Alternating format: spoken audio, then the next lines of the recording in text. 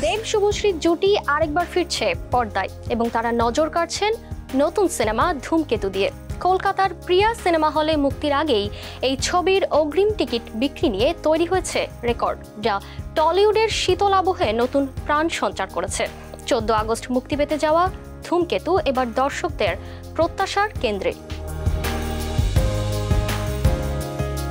হিন্দি সিনেমার দাপটে কলকাতায় অনেক সময়ই বাংলা সিনেমা হল পেতে হিমশিম খায়। বুকিং সংকট নিয়ে টলিউড তারকা ও নির্মাতাদের ক্ষোভও শোনা গেছে বহুবার।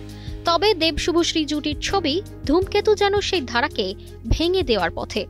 পদ্মা সেতু, মেট্রো রেল এবং এলিভেটেড এক্সপ্রেসওয়ে নির্মাণের গর্বিত অংশীদার বসুন্ধরা সিমেন্ট। মুক্তির আগে ছবিটি অগ্রিম টিকিট বিক্রিতে তৈরি করেছে রেকর্ড। কলকাতার প্রিয়া সিনেমা হলের কর্ণধার অরিজিৎ দত্ত রবিবার সোশ্যাল মিডিয়ায় জানিয়েছেন, ধূমকেতুর অ্যাডভান্স বুকিং ক্রমশ বেড়েই চলেছে, যা সত্যিই অবিশ্বাস্য। তার এই পোস্ট শেয়ার করে দেব লিখেছেন, কোনো শো না পাওয়া থেকে একাধিক শো পাওয়া অবধি এই যাত্রা সর্বদাই দর্শকের চাহিদাই।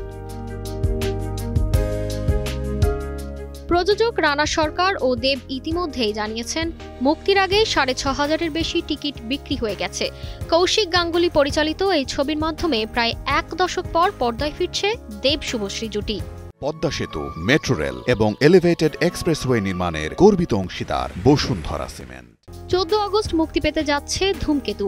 একই দিনে মুক্তি পাচ্ছে বলিউডের মেগা বাজেট ছবি ওয়ার 2। তবুও টলিউডে এমন বুকিং ইঙ্গিত দিচ্ছে বাংলা সিনেমার দর্শক এখনো অপেক্ষায় রয়েছেন তাদের প্রিয় তারকাদের জন্য।